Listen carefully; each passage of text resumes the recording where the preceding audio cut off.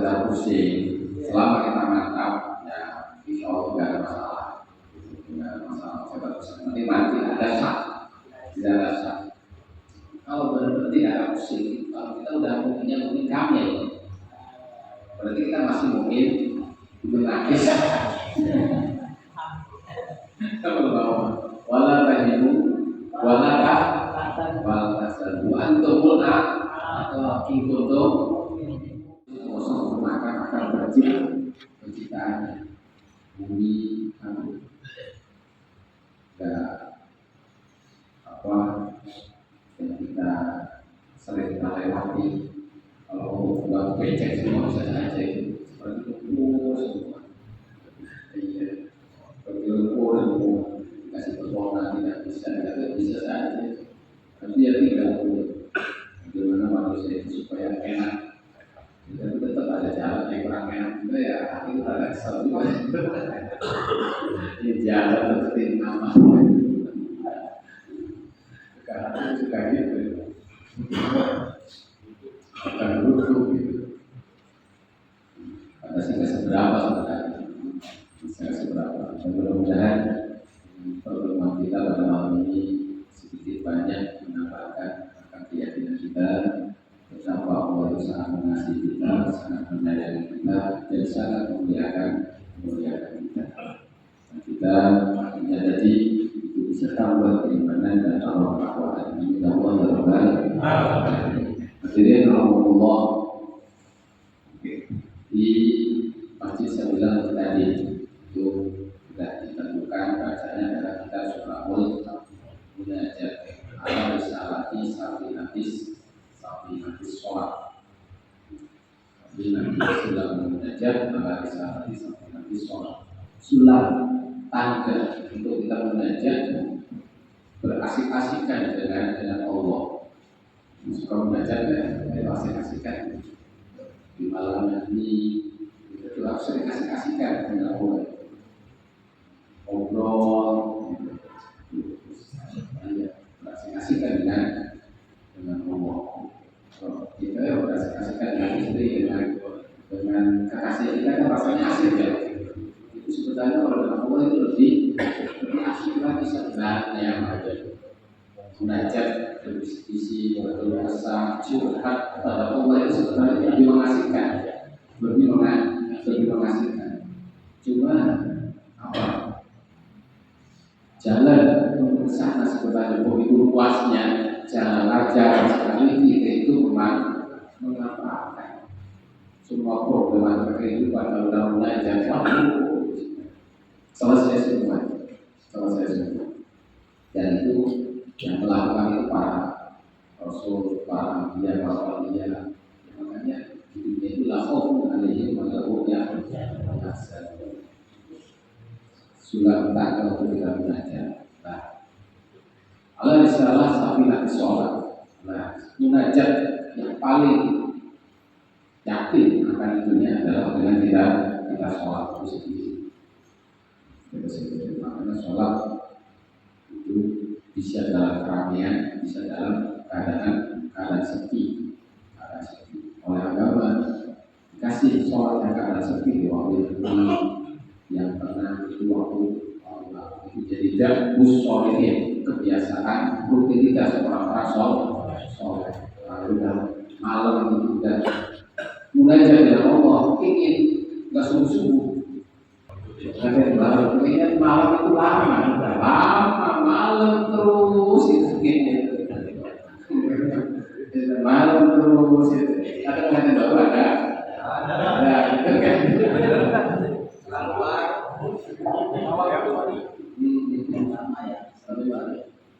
Sedih kalau masuk subuh sebab terputus gitu.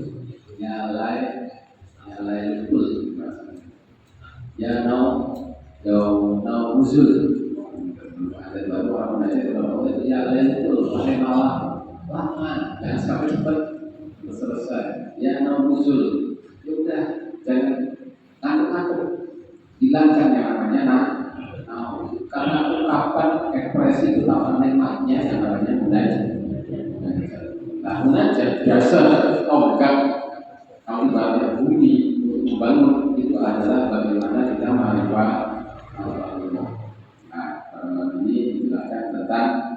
yang diwajibkan, yang diwajibkan oleh setiap orang muslim. Bismillahirrahmanirrahim. Qala musannif rahimahullah taala wa nafa'ana bi dalamnya amin.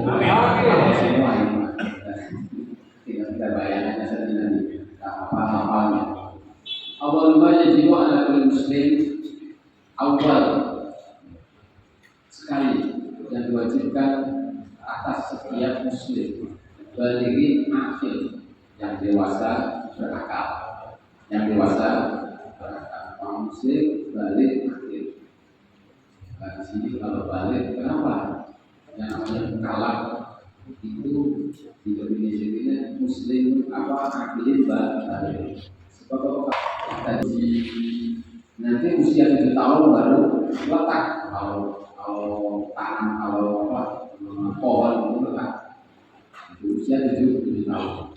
Nanti mulai kesempurnaan akal itu udah balik. Kalau tanaman itu sudah kuat, Terus juga selain balik akil itu berakal, waras, bukan tidak. Kenapa harus akil? Sebab yang namanya agama itu adalah akal. Nah, dina iman lah. Maka menurut ahli sunnah wal jamaah sebenarnya Allah itu tidak wajib menurunkan kitab, mengutus para rasul, sebab untuk mencari kebenaran itu bisa dikejar dengan akal. Apalagi yang namanya manusia itu terlahir dalam fitrah. Terlahir dalam fitrah berarti muslim. Dan di zaman azali tidak ada perjanjian. Allah itu Rasul sebenarnya mengejar kebenaran itu sudah waktu itu menurut ahli sunnah wal jamaah sudah wajib Allah menurut Rasul, wajib Allah menurunkan kitab. Kalau tidak menurunkan kitab dan menurut Rasul, orang disiksa dosa. Allah itu tidak benar, itu boleh. Dan di sunnah tidak. Sebab akal itu adalah cukup untuk bagaimana manusia itu mengetahui akan Tuhannya dengan akal. Apalagi kita semua yakin merasakan akan rahmat Sang Pencipta. Ada kopi, ada air, ada nangka, ada lautan, semuanya ini dari mana asal usulnya? Nanti pasti dengan kita berpikir memakai akal, kita akan kembali ke ada Sang dan Pencipta yang mengatur segala. Jadi lalu nanti apa? Alas untuk Allah mengutus Rasul, menurunkan kitab itu sekedar itu hanya semata-mata rahmat kasih sayangnya dia kepada umatnya tidak punya masalah. Kasih kitab itu menang untuk tambahnya betapa kasih sayang Allah kepada hamba. Maka di sini awal bayi itu lagi muslim bagi dia sah Islam supaya Islamnya sah itu mana syahadat itu meningkatkan makna syahadat dua. Watasmi qalbi dan tekadkan hati. Tekadkan hati dengan mantap.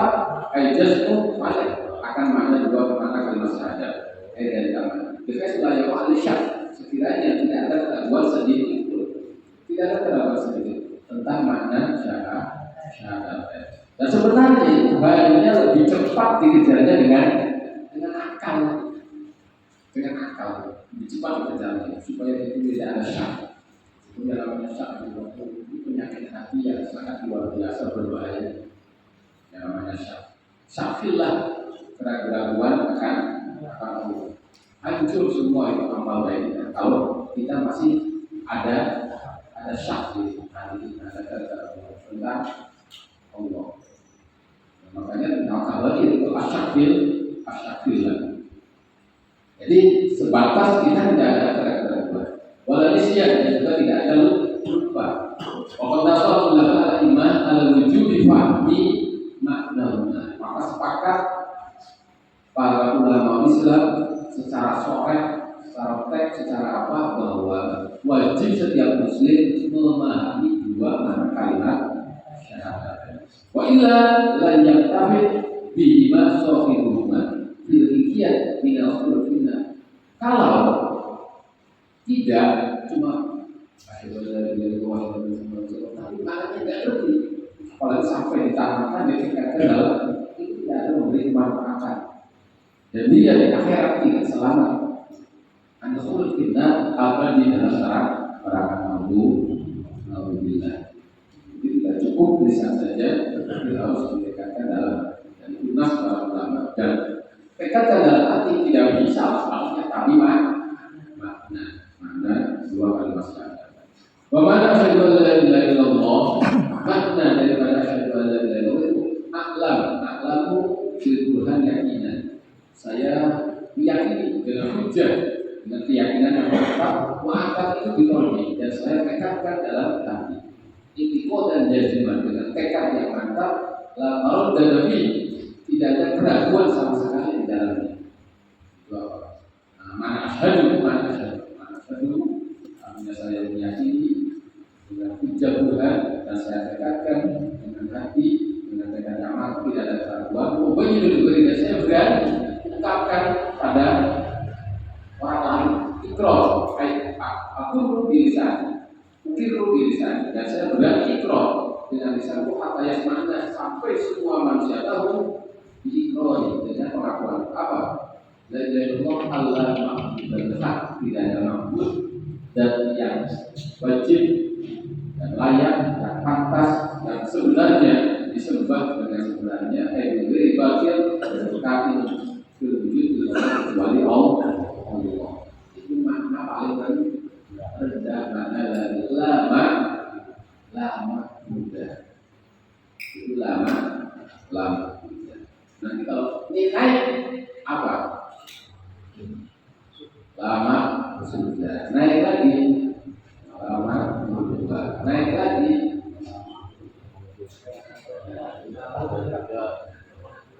Lama tingkatkan itu lama muda. Ada nanti lama berubah. Tidak ada yang dicintai dalam semesta ini kecuali Allah. Jadi makna la ilaha illallah itu kata-katanya sangat simpel, sangat enak, sangat gampang, sangat apa, tapi sangat dalam sekali karena maknanya. Dan semua kalangan manusia, kaum manusia itu semuanya bisa. Oh, saya mau maksudnya mau lama muda. Itu paling minimal. Ada makom lama sudah, ada makom lama muda, ada makom lama muda, ada makom lama muda. Ya sengaja. Allah wa al-farid bil khalq wal ikhtira' wa ikhtira' bil ayat. Tidak ada makhluk, tidak ada makhluk kecuali Allah. Maka siapa sih Allah itu? Adalah al-munfarid bil khalq, yang munfarid ikhtira' yang menyendiri dalam penciptaan. Kemudian kita kan tahu ada mobil, ada motor, ada rumah. Itu sebenarnya secara hakikat itu adalah khalqilah, diciptakan oleh Allah. Orang menciptakan mobil itu apa yang menggerakkan kreasi untuk menciptakan mobil itu adalah Allah. Kapal yang menciptakan kapal itu sehakikatnya adalah Allah. Gerakan-gerakan yang menciptakan kapal itu dilakukan oleh Allah. Jadi dia itu akan munfarid bil khalq secara hakikat, secara majaz. Kopi buatan siapa? Mesir. Sebenarnya yang hakikatnya adalah yang membuat. Sebab dia memproses kopi itu semuanya gerakannya itu dilakukan oleh al-munfarid bil khalq. Waktu dan dia membuat semua benda yang ada. Walakar dan yang ini mempengaruhi bekas-bekasnya semuanya seperti dengan perbuatan itu jadi wal jawahir itu asal-asal bahan-bahan pakai materi wal dan juga sifat-sifat layak untuk hadis ayakuna makhluk baru. Tidak ada sesuatu yang ada kecuali yang makhluk bagi makhluk itu artinya diciptakan. Walaupun secara mata itu rumah diciptakan oleh orang, bangunan ini diciptakan oleh yang sendiri. Tapi sekalian Allah yang menciptakannya. Maka kita memuji. Makanya puji itu ada puji apa hadis ala hadis itu juga lillah. Itu juga punya Allah. Kita puji meja siapa yang sukses? Yang buatnya siapa ya? Oh, yang buatnya itu pasti tidak buatnya. Sebenarnya memuji Allah itu. Ini meja dibuat oleh setan. Ini yang membuat itu disebut dengan itu semuanya memuji Allah sebab dia melakukan itu digerakkan oleh Allah. Jadi orang itu selalu berpikir seperti itu.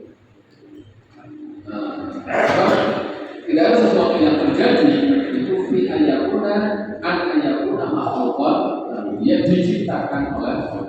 Jadi awal ibadah bahwa kali ini pada semua akwal ibadah kondisi hamba wa amal dan gerakan-gerakan perbuatan hamba membuat apa saja itu apa kali sekalian al-kuat itu berarti itu terjadi dengan Allah. Walesa itu berarti takdir pihak.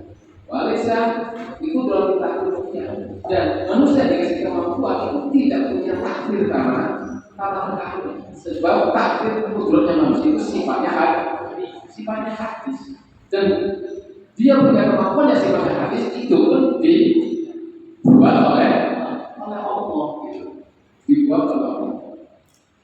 Sifatnya hadis dari manusia ada takdir sama sekali. Balilah ajro ada tahu dan ijazah berarti kudratan waktu. Tapi Allah memberlakukan hukumnya ada kebiasaannya dengan ijazah berarti kudratan mewujudkan dalam tanda kudratan waktu punya kemampuan tapi sifatnya hadis baru dan punya ikhtiar. Bahwa ta'ala yang fariju bitadbir tapi Allah infirad menjadi dalam mengatur segalanya. Maka tidak ada sesuatu yang terjadi tanpa dari takdir Allah, tanpa takdir Allah, tanpa diatur oleh Allah. Takdir umur, guna musyarik dalam ini. Dengan Allah mentakdir mengatur segalanya itu tanpa sekutu, tanpa beban, tanpa beban. Infirad benar-benar mutlak secara mutlak. Kalau yang butuh hadis dengan alam tertulis walaupun alam itu tidak ada sesuatu yang terjadi di alam yang tinggi, langit sampai ke atas. Kalau alam bawah, langit, bumi dan ke bawahnya, illa bitadbiri wa iradati wa hikmati. Semuanya itu dengan takdirnya Allah, aturan Allah, wa iradati kehendak Allah, wa hikmati dan hikmah Allah. Bahwa ta'ala alimu bil awal ilmu. Allah menciptakan segalanya juga akibat akhir dari semuanya sangat tahu. Alim itu kuliah semuanya itu baik fikir tanpa pikir kita kalau mengalami akibat melakukan jadi apa Allah diberi fikir tanpa pikir. Wamana alimna bagi orang meyakini kenyataan Allah seperti itu karena Allah menfarid khalqi wa tadbir. Allah itu adalah yang diri dalam penciptaan dan mengatur tanpa ada syariat kepala yang tapi maka manusia itu mestinya tidak usah mikir akan dirinya besok makan apa, nanti gimana. Mestinya kalau kita sudah meyakini bahwa Allah itu infirad bil khalqi wa tadbir. Infirad bil khalqi wa tadbir. Maka gimana pikiran kita? Ya udah pikirin bagaimana kita ridho Allah, kita dapat ridho Allah, bagaimana kita ibadah kepada semuanya sudah ditakdir semuanya sudah diciptakan semuanya. Apalagi masalah rezekinya belum kita keluar pun rezeki udah belakang gitu. Banyak sekali rezeki sebelum kita lahir masih berikan dulu rezeki sudah banyak. Udah banyak kan. Malah kita terlahir kita nggak bisa gerak apa-apa. Tetap Allah itu kasih cara memberi rezeki itu kita sayang pada kita. Dikasih rezeki pada situ tidak bisa apa-apa tidak bisa mikir, jalan belum bisa jalan, ngomong belum bisa ngomong baik. Tapi yang tetap Allah itu dikasih makanan apa. Kalau kita udah bisa jalan, udah bisa mikir, udah malah pusing. Malah pusing. kecil, kita mikir tidak bisa, jalan tidak bisa, gerak tidak bisa. Sempurna Allah kasih rezeki kepada kita. Emang sudah bisa jalan, sudah bisa minum, sudah bisa melihat, malah pusing. Itu keyakinan akan mana lah, ya Allah adalah di mana? Allah itu pikiran berkhatiwat. Kalau kita sudah meyakini semuanya bahwa Allah itu mufarrid berkhatiwat, malah yang fakir pada itu kita tidak, maka dia tidak akan berpikir apa akan isunya diri. Yakilu tadbiru ila khaliqi, maka dia pasrahkan semuanya. Maka yakin pasrahkan semuanya, semua urusan dirinya ila khaliqi pada saat penciptaan. Pada saat penciptaan. Ya kita juga ya kadang-kadang kalau manusia pabrik buat motor, pabrik buat handphone, itu dari siapa? Kalau usaha siapa apa dan siapa apa? Dari siapa? Gitu. Kalau terjadi apa-apa? Iya, usaha ini. Nah, ini Allah. Dari itu lah. Tapi dari itu ciptakan manusia sudah disiapkan semuanya. Sudah disiapkan semua secara publik, secara lengkap, secara ya, maka dia akan yakin pasrahkan tadbiru ila khaliqa maqala ta'ala wa rabbuka yakhluqu ma yasha'u wa yaqdir. Tidak yakhluqu ma yurid wa yaqdir, bukan itu. Tapi ma yasha'u Allah Tuhanmu itu Tuhan berarti apa? Yang menciptakan. Kalau bahasanya Allah itu bahasanya roh Tuhanmu. Kalau bahasanya roh berarti yang menciptakan kita, yang mengurus kita, yang menanggung kita, yang semuanya tergantung memenuhi semua kebutuhan kita. Kalau bahasanya roh, kita bahasanya Allah beda. Kalau Allah berarti uluhiyah, tapi roh berarti rububiyah. Roh yang mendidik, mengatur, mengurus, menciptakan. Yakhluqu ma yasha', menciptakan apa yang dia kehendaki, dan dia memiliki. Menjadilah tidak orang kaya, tidak orang miskin, ini ganteng, ini semuanya udah kita udah tinggal sudah jadi. Jadi Fabi la ilaha di dalam kata la itu nafyun, ma yang Allah Ta'ala yashfa wa amta. Kata la ilaha tidak ada dalam kata-kata la ilaha itu berarti mentafikan, mentiadakan syurga wal amta, sekutu dan yang menyamai. Fa'ilullah isbatul dan alamiah. Kata-kata Allah berarti menetapkan dan yang maha tinggi bahwa yastahiqu min sifatil kamal, dan yang maha berupa sifat-sifat yang sempurna. Pertama la ilaha illallah. Ya Allah itu yang ada dalam kitab surah Al-Baqarah. Artinya tadi yang bicara itu bicara secara yang mudah. Sebenarnya yang mengatakan itu adalah Syekh Nawawi Al-Albani bahwa mana itu bisa dikata berdoa itu adalah itu menurut Syekh Nawawi Al-Albani ulama tidak bukan menyambung tidak. Maka ini merupakan kita tambah keyakinan kita terhadap Allah Subhanahu Wa Taala. Kita bisa mengatakan karena bahwa dia adalah al-khaliq, al-mudabbir lil umur. Lalu komentari ditanggapi semuanya dari sini. Sebab untuk bagaimanapun kita itu kita dikasih akal. Nah, ini untuk pemantapan dalam kita melakukan hati kita sadari.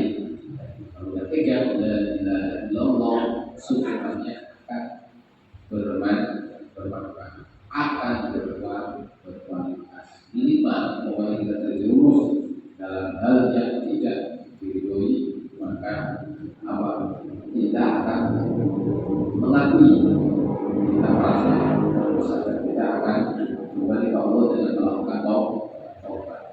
Yang melakukan sedikit bahwa di sini tadi ada bahasa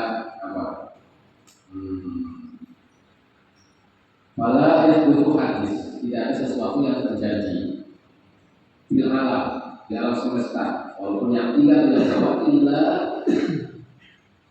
kita diri wa iradati wa hikmati, kecuali dengan takdirnya itu apa? Pengaturannya dan iradati wahid hikmati. Kita harus bedakan bahwa iradat itu adalah beda. Ridho dengan iradat itu beda. Bukan berarti sesuatu yang terjadi itu iradati, tapi Allah tidak otomatis, tidak otomatis. Kalau ada iradati tapi Allah tidak ridho. Seperti apa? Orang zina, orang membunuh secara boleh. Itu iradatilah bukan? Apa iradatilah? Pembunuhan, perzinahan, perampokan. Tapi Allah tidak meridhoi. Sholat, iradatilah, tapi Allah meridhoi. Yang namanya irodah itu tidak pasti itu. Sebab irodah maknanya itu ada makna takdir syar'i, ada makna takdir koda. Kalau takdir syar'i pasti irodah Allah itu diri Allah, irodah kita dalam kebaikan Allah meridhoi. Tapi kalau takdir sifatnya kodari, menafsirkan kemaksiatan itu irodatilah. Tetapi Allah tidak. Maka dari itu tidak ada alasan untuk kita bahwa semua yang terjadi kepada kita itu meyakini Allah meridhoi. Sebab dengan berpikir secara logika kan dikehendaki. Coba kita cari contoh. Kita menghendaki sesuatu tapi tidak rela.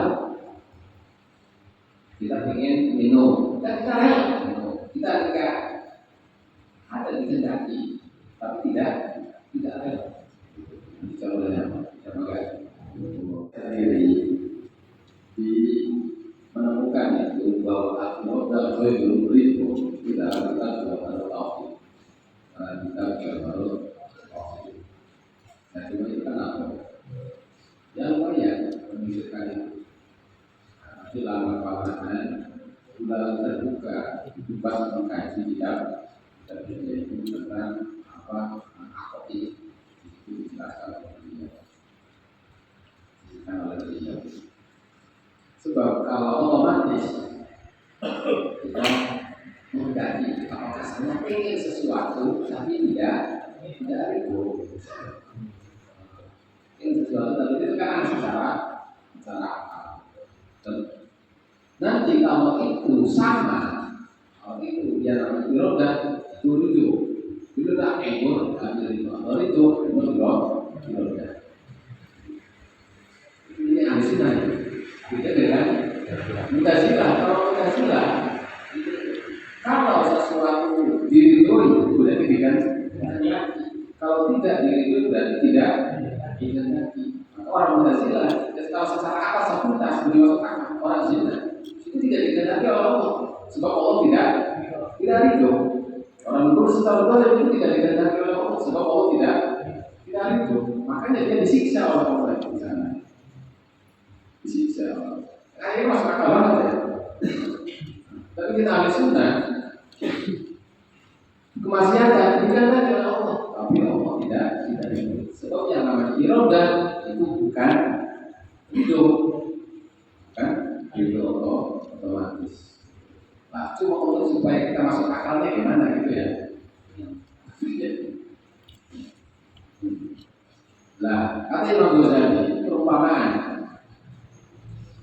gambaran ilustrasi bahwa yang namanya irodah itu bukan nanti itu dari itu. Ada seorang hakim adil, orang hakim yang komitmen dengan aturan. Akhirnya pas dalam persidangan yang terdakwa itu anaknya sendiri dan harus dipotong tangan sebab dia mencuri.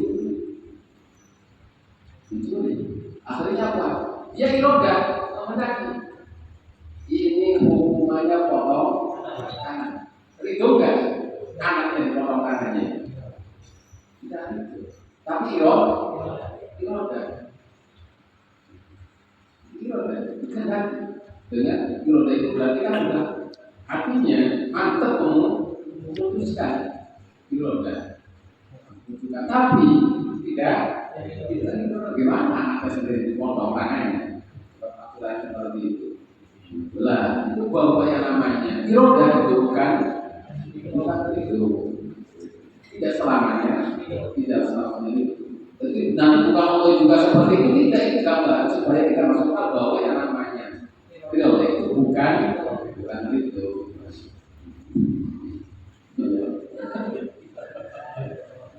Ya memang kalau tadi sangat simpel, tapi nanti ada kelemahan yang fatal. Berarti ada sesuatu hadis tanpa diciptakan oleh tanpa diirodakan oleh mana Tuhan Allah kalau seperti itu lebih fatal lagi nanti. Lebih fatal lagi kalau iroda itu adalah lebih fatal lagi ketuhanan itu akan berkurang kemana-mana. Tapi dengan mengatakan bahwa iroda bukan itu ketuhanan Allah sempurna. Maka harus kita mencoba supaya bisa masuk akal. Jadi itu perumpamannya seperti itu. Ada seorang hakim yang adil, dia memutuskan yang terdakwa adalah anaknya dengan putusan dia dipotong. Iroda, tapi tidak. Ulama-ulama yang jadi para imam-imam Allah itu difahami makna wajib memahami makna syahadat. Wa illa kalau tidak bisa memahami makna lam yang pakai iman. Kedua, syahadat tidak akan bisa memberi manfaat kepada siapa? Pada ibunya. Cuma dengan melafalkan saja, tidak memahami makna.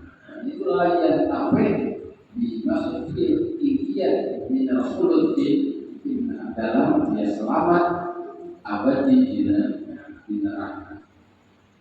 Ya kalau untuk agama kalau dunia bisa selamat, dia hukum muslim dengan dia mengatakan asyhadu an la ilaha illallah wa asyhadu anna muhammadar rasulullah. Tapi sewaktu dia tidak memahami maknanya, nanti di akhirat tidak selamat.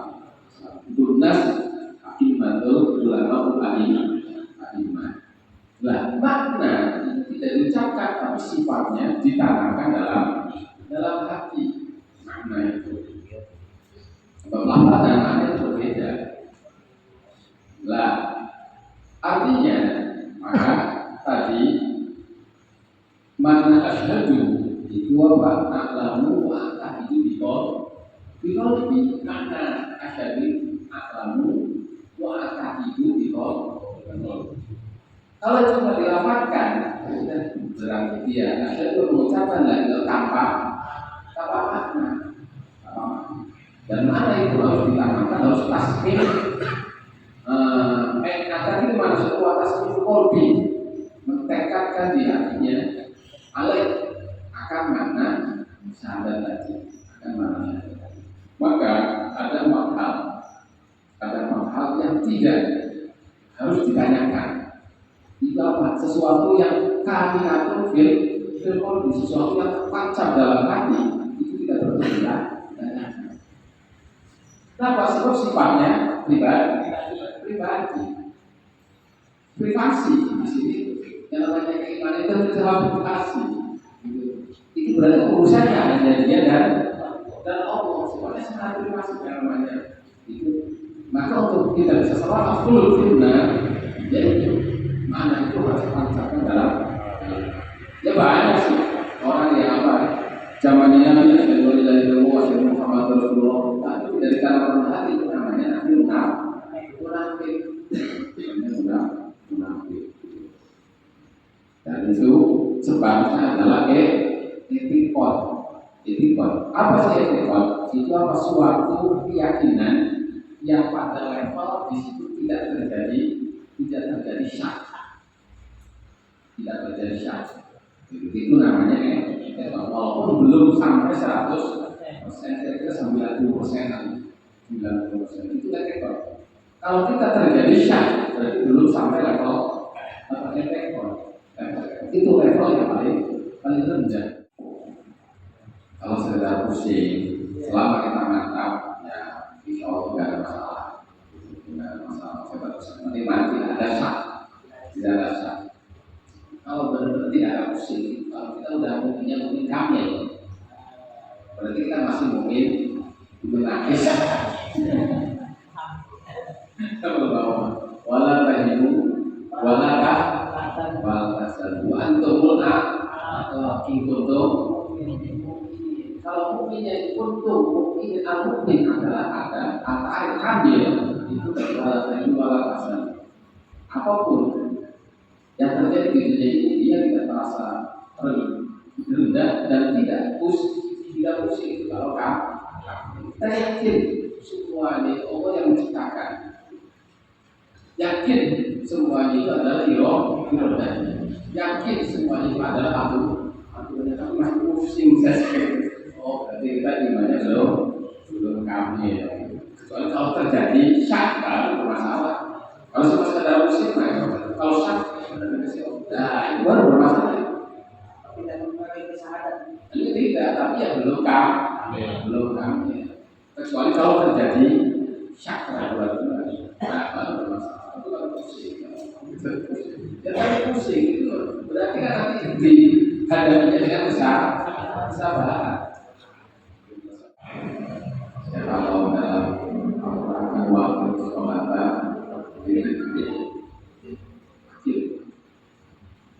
sholatkan sholatmu diri untuk mengingat balikan daripada pikiran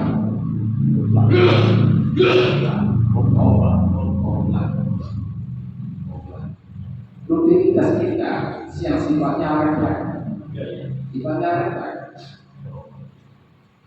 sholat subuh, kita sholat zuhur, karena jadi rutinitas. Jadi istilahnya itu apa? Gerakan itu umpamanya tidak dipikirkan untuk berjalan dengan sendirinya.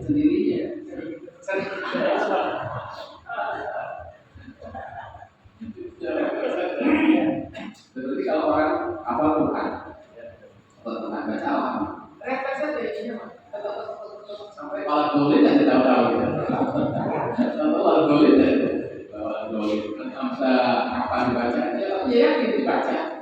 Tapi karena cuma sekedar tidak dari lisan saja, tapi dengan hati nah, jadi tidak seperti itu. Berarti kita walaupun kita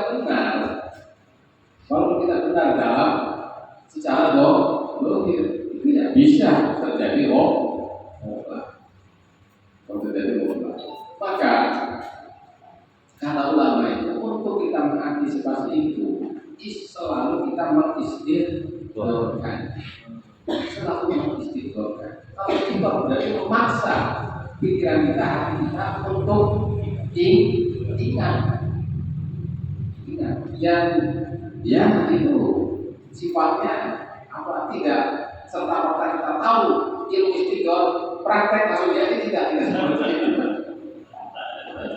Gampang, tinggal istighfar saja dari Allah sampai asal. Itu ilmunya itu istighfar terus kudur Allah kudur bahwa kita itu bedanya dari Allah, bahwa kita itu ada di hadapan Allah. Udah ilmunya kan gitu. Kalau kita itu langsung jadi tidak, tetap itu tarik. Nanti dengan kekuatan hati, dengan kita terus namanya mujahadah, maka akan terjadi. Kalau sudah terjadi istighfar, maka semua bacaan sholat itu akan terasa nikmat. Akan terasa dengan kita tasbihnya, subhanallah ya rabbal. Itulah saya mensucikan engkau. Dengan kita rohdi akan terasa nikmat itu rohdi wahai. Kalau kita sudah jadi istighfar itu. Jadi prosesnya ya istilahnya apa sih namanya itu? mujahadah untuk selalu istiqomah, selalu hudur. Kalau kita sholat di badan jadilah, bahwa kita sholat mau Allah. Dan Allah yang dilihat bukan lisan, bukan gerakan, tapi yang dilihat apa itu. Kecuali kalau kita tidak ada mujahadah, ya udah tidak sholat. Nah, ya udah kita tidak sampai pada yang dimaksud wah ini sholat jadi perlu mujahadah. Dan sebenarnya semua ini untuk supaya apa kita itu merasakan kenikmatan. Dan sebenarnya kenikmatan yang dalam agama yang diwajibkan itu adalah kebutuhan rohani, kebutuhan pokok rohani itu yang diwajibkan, terutama sholat itu sendiri. Kalau kita rohaninya sholat tidak seperti itu, maka rohani akan kosong, besar dan akan lapar terus. Kita lebih lagi seperti dia, ya bukan berarti saya udah jadi gitu, udah bisa belum, saya juga masih selalu berusaha. Dan itu tidak ada finishnya, tidak ada finishnya, tidak ada finishnya. Cuma ada apa tahapan tertentu udah dianggap cukup. Untuk sampai sempurna itu tidak ada batasnya, tidak ada batasnya. Untuk kita terus menyempurnakan bahwa kita manusia terlahir itu ada nafsu dan akal, tapi nafsu sudah berperan, akal belum berperan. Bahkan tidak ada nafsu saja yang berperan itu. Lapar, masakan, kenyang. Kalau dewasa macam itu kan cuma nggak bisa ngapain orang kompak yang makan. Terus waktu kecil kita buang air besar kecil nangis nggak nyaman sih, protes sebenarnya. Kalau saya gitu ada kalau mau tahu ya dibersihkan diam itu nafsu tapi akal belum sampai 7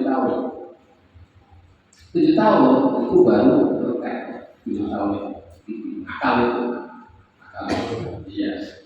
Nah, maka agama khususnya sholat itu orang dua wajib memerintahkan, tidak memerintahkan dosa, sebab udah akalnya udah tumbuh, udah lekat gitu. Jadi nafsu saja dari lahir sampai 7 tahun itu nafsu saja yang dilakukan. Nah, baru wajib orang tua menyuruh sholat. Cuma itu saja, maunya dia tidak sholat, ya udah nggak apa-apa.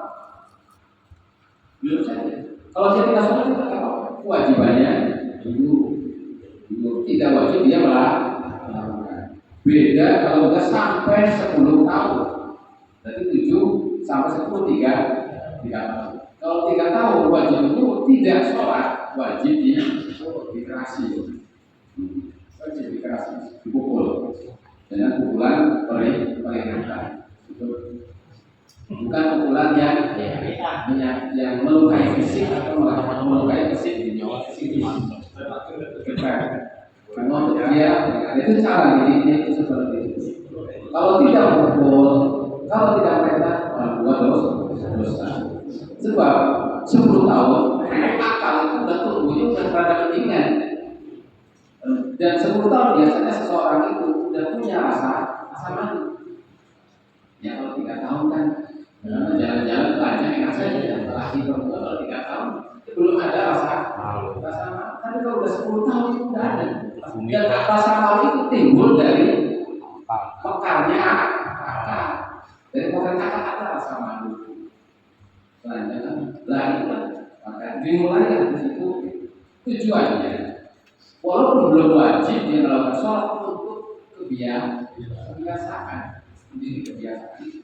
Tujuannya itu agama supaya pas dia setar balik itu udah kebiasaan. Oh jam segini sholat, udah akhirnya ini kan pas istilahnya itu kalau dunia itu masuk start, masuk kalau terbang, kalau kapal terbangnya lah.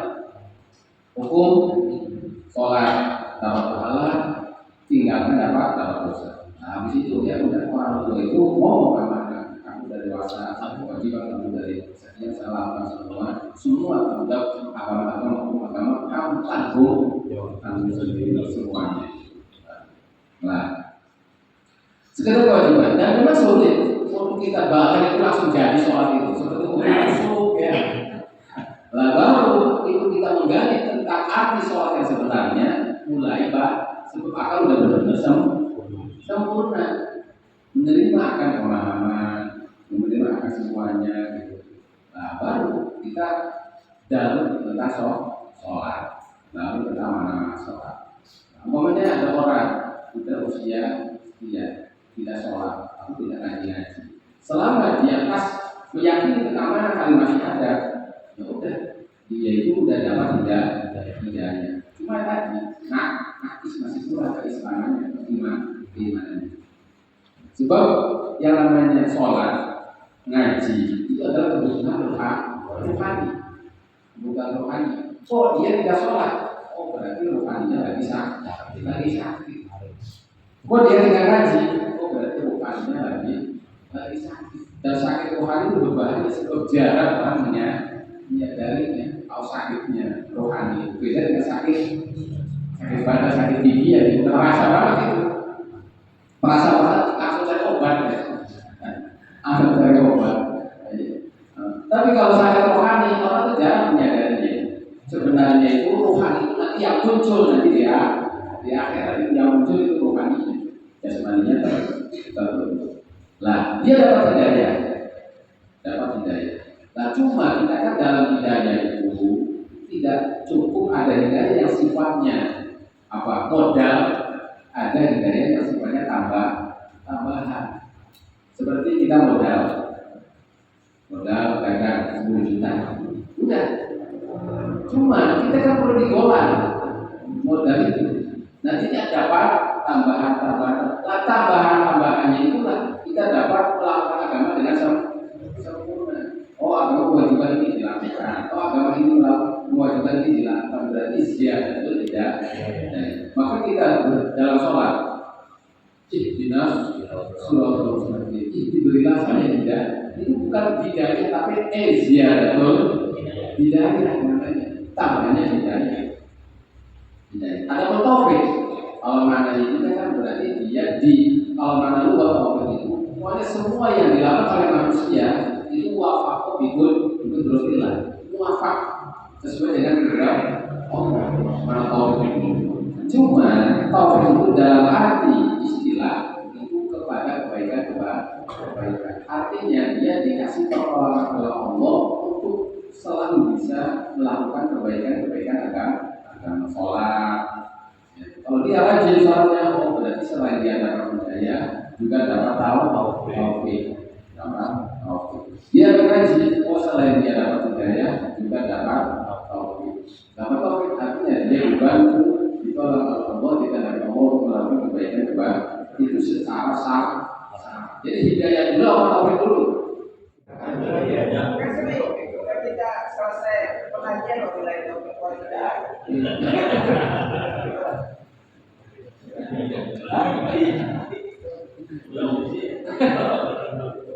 Jadi hidayah siap betul. Hidayah taufik secara istilah berarti apa? Sesuai dengan Allah yang diridhoinya. Sebab sesuai dengan Allah itu dalam taufik itu ada yang diridhoi, ada yang tidak. Ada yang diridhoi, ada yang tidak. Yang namanya taufik dari Allah artinya sesuatu cocok. Dan tidak ada sesuatu yang terjadi itu wafaqo biiradati. Cuma ada yang diridhoi, ada yang tidak. Kita tidak mau ngaji. Ya wafaqo biiradati, tapi tidak diridhoi. Tapi pas kita ngaji, berarti ya wafaqo dengan biiradati, tapi diridhoi. Gitu. Kalau hidayah ada modal. Nanti kita harus selalu minta tambahan hidayah. Wasidnahu huda. Wasidnahu huda. Dan saya tambahkan mereka hidayah. Bagaimana cara kita mendapatkan ziyadah hidayah? Itu dengan kita menjaga wadadina jahadu fina mana yana. Siapa yang selalu menjaga, maka selalu saya tambahkan ziyadah hidayah. Ya, rumus ya seperti itu rumusnya. profesinya. Ya, jadi terlalu ya, itu saja. Jadi mudah-mudahan kita soleh. Dengan bagaimana kita menjalankan agama yang diperintahkan oleh agama. Ini bahwa anak kita menjadi investasi untuk kita. Jadi investasi untuk kita. Dan kita punya anak soleh, yang belum punya anak, mudah-mudahan cepat punya anak. Nah, itu jadi kebanggaannya baik untuk orang tuanya, untuk agama, atau yang mau masuk ke kekurangan. Assalamualaikum warahmatullahi wabarakatuh.